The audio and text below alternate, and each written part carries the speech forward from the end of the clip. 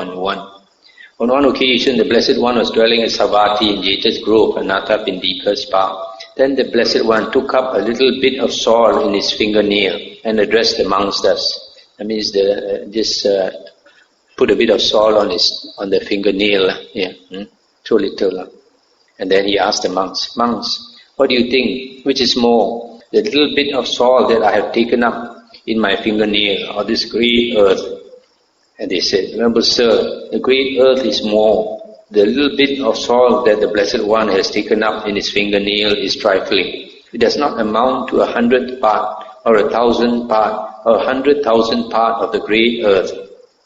And the Buddha said, so too, monks, for a noble disciple, a person accomplished in view, that means who has attained right view, who has made the breakthrough, the suffering that has been destroyed and eliminated is more, while that which remains is trifling. The latter does not amount to 100th part, or 1,000th part, or 100,000 part of the former mass of suffering that has been destroyed and eliminated, as there is a maximum of 7 more lives.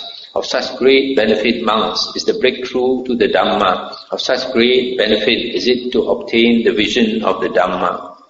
That's the end of the sutta. So here the Buddha says, a person who has attained right view, who has obtained vision of the Dhamma. Vision of the Dhamma is Dhamma Chakku.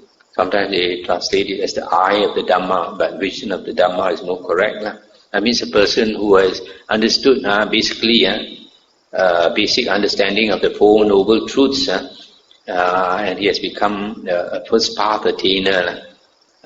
So such a person has a maximum of 7 more lives before he enters Nibbana. Cannot be more than 7 more lifetimes. Whereas if a person has not attained right view or the vision of the Dhamma, then the lifetimes remaining is countless. So that's why a person with 7 more lifetimes, the suffering is very little, because once he has become an Arya, a stream enterer, the blessing is so great, he'll only be born either in heaven or in the human plane, and in both also he will have a very good life, because even he comes back as a human being, his blessing is so much that he will definitely have a very, very good life. So here, there's the benefit of understanding the Dhamma. It's not the same with attaining jhana. Even if you attain jhana and you have all the various types of psychic power, King Yama is still waiting for you. You are sure to meet up with King Yama as long as you have not understood the Dhamma. So understanding the Dhamma is much, much more important than getting all the various types of psychic power. Of course, the psychic power is advantageous if in addition to psychic power you learn the Dhamma, because if you learn the Dhamma with your psychic power, having attained the 4 jhanas, you will understand the Dhamma very fast. But the aim of the holy life is to understand the Dhamma, not to attain all the various types of psychic power.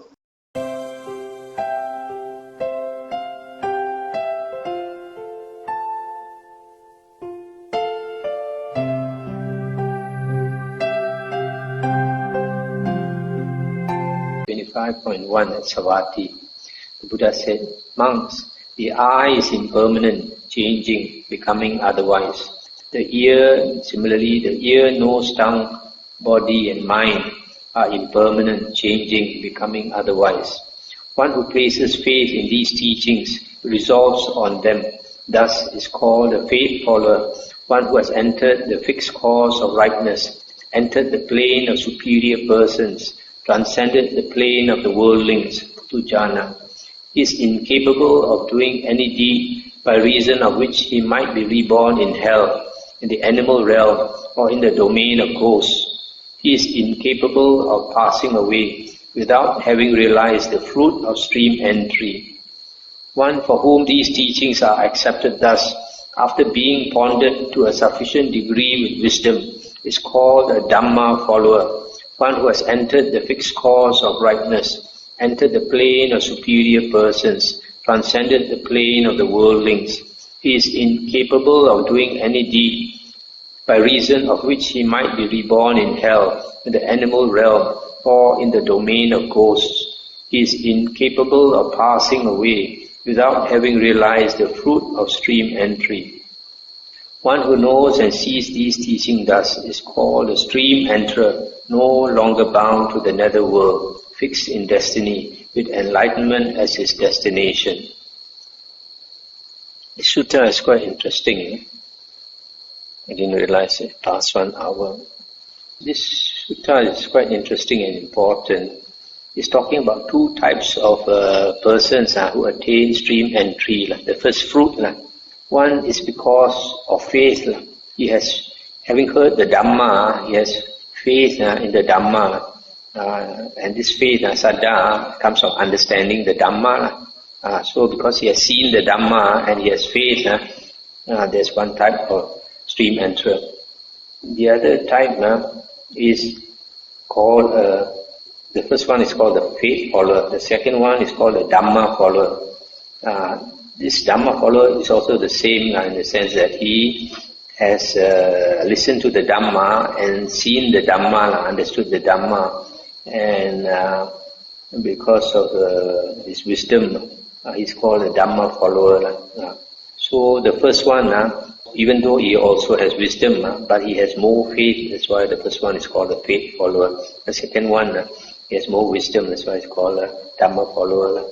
Now, once he has attained stream entry from having heard the Dhamma and understood the basic Dhamma on the Four Noble Truths, then he has transcended the plane of the ordinary worldling. That means he is on the way out of samsara, on the way out of the round of rebirths. And it is impossible for him to be reborn in the three woeful planes. In the earliest suttas, the Buddha always talked about three woeful planes: hell, animal, and ghost realm. Later books added one more, the asuras. And this adding of the asuras you can find in Mahayana books, and you can also find in Abhidhamma and also in commentaries. So that means those are all later books.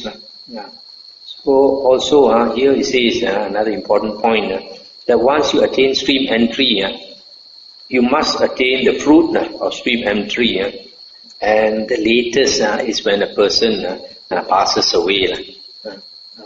So after he attains the path, it takes some time to change to fruit, and the latest is when he dies. So although here he's talking about the first path person automatically becoming the first fruit at the latest when he dies. From my understanding of the suttas, I think it also applies to the second path, the third path, and the fourth path. When a person attains the path, after some time, it turns to fruit. So I have to stop here.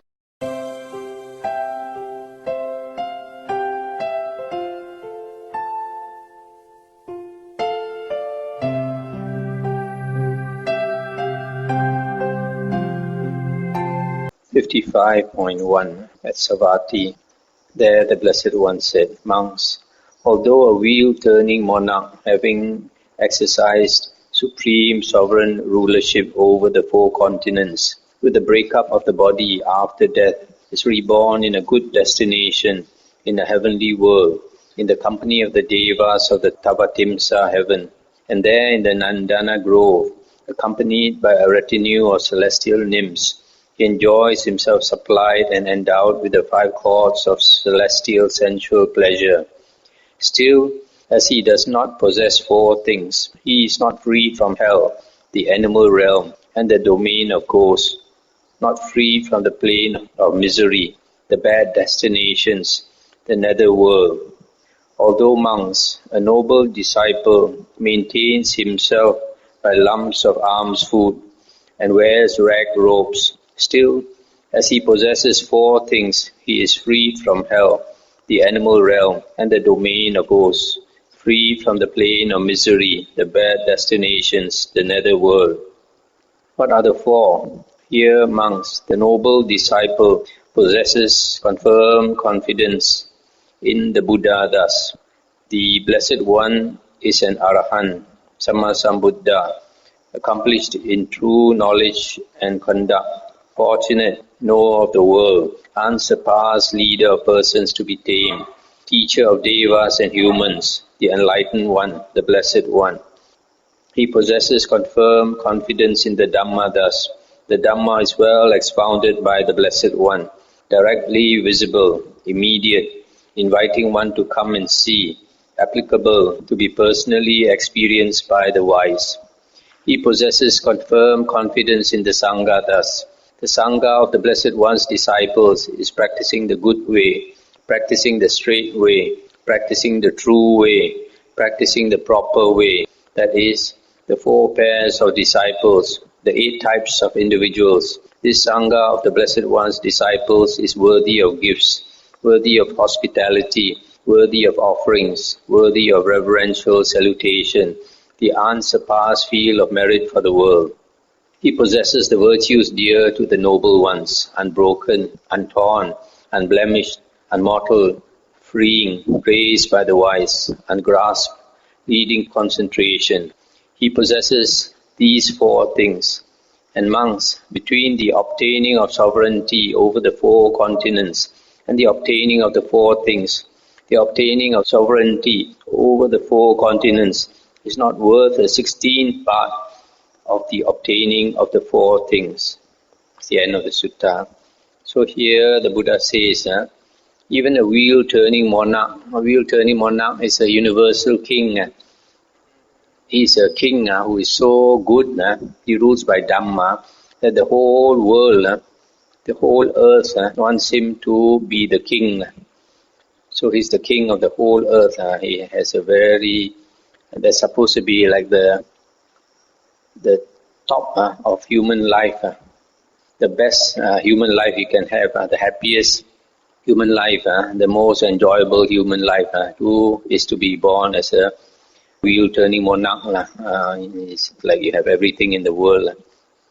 And after death, he is reborn in the Tavatimsa heaven, where he enjoys himself for a long time. But in spite of that, Buddha says, because he is still a Putujana, an ordinary worldling, one day he will still be reborn in hell, in the animal realm, in the ghost realm. And how many times he's reborn in those places? As long as he's in samsara, he's still an ordinary worldling. He will continue to be born there. So for many, many lifetimes. But Aryan disciple of the Buddha, even though he begs for his food and wears broken rag robes, but if he possesses 4 things, he will never be born into the woeful plains. And these 4 things, here is his confirmed confidence. You can also call it unshakable faith. Unshakable faith in the Buddha, Dhamma and Sangha. And Aryan Sila, Aryan moral conduct. Aryan moral conduct, Aryan Sila or Aryan virtue comprises the 3 factors of the Noble Eightfold Path. That is, right speech, right action and right livelihood. And if you investigate these, it actually means 7 precepts. 4 verbal precepts and 3 bodily precepts. So these 4 things are called the factors of stream entry, also called the characteristics of a Sotapanna, first fruit Arya. Later we'll see first path Arya does not possess this unshakable faith. Later we'll see. So at the end, the Buddha says, even if you become universal monarch, rule over the whole earth, it is nothing compared to attaining the 4 factors of stream entry or stream winning. Stream winning is much, much more worthwhile, more valuable.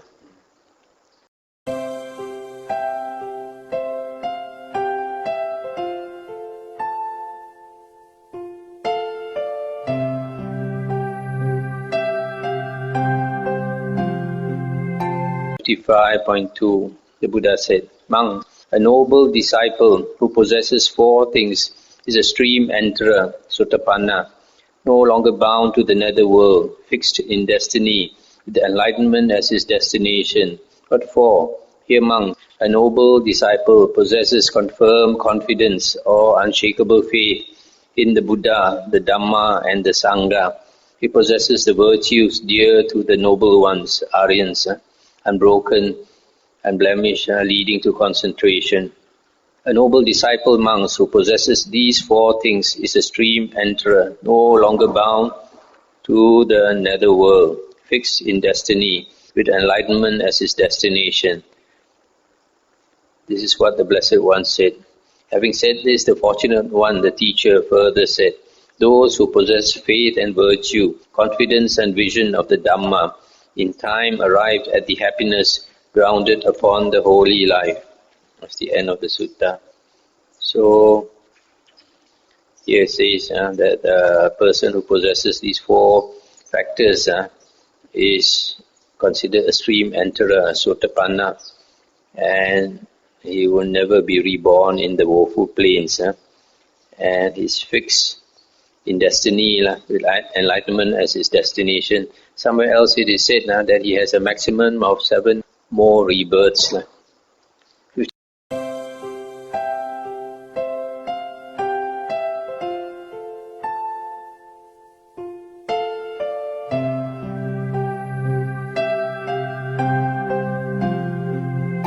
55.5. Then the Venerable Sariputta approached the Blessed One, paid homage to him, and sat down to one side.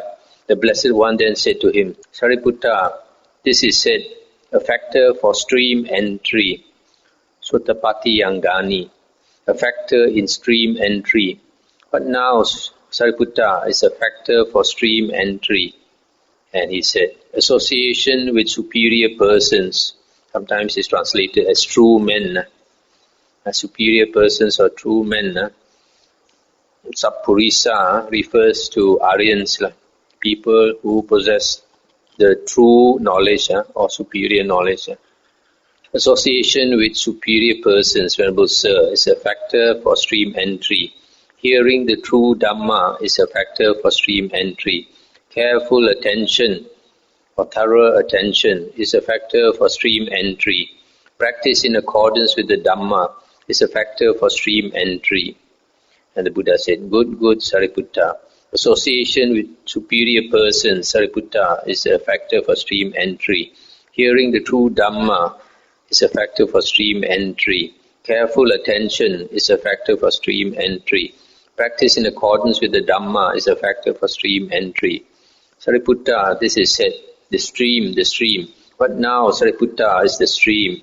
And he said, this noble eightfold path, Venerable Sir, is the stream. That is, right view, right thoughts, right speech, right action, right livelihood, right effort, right recollection, right concentration. Good, Sariputta.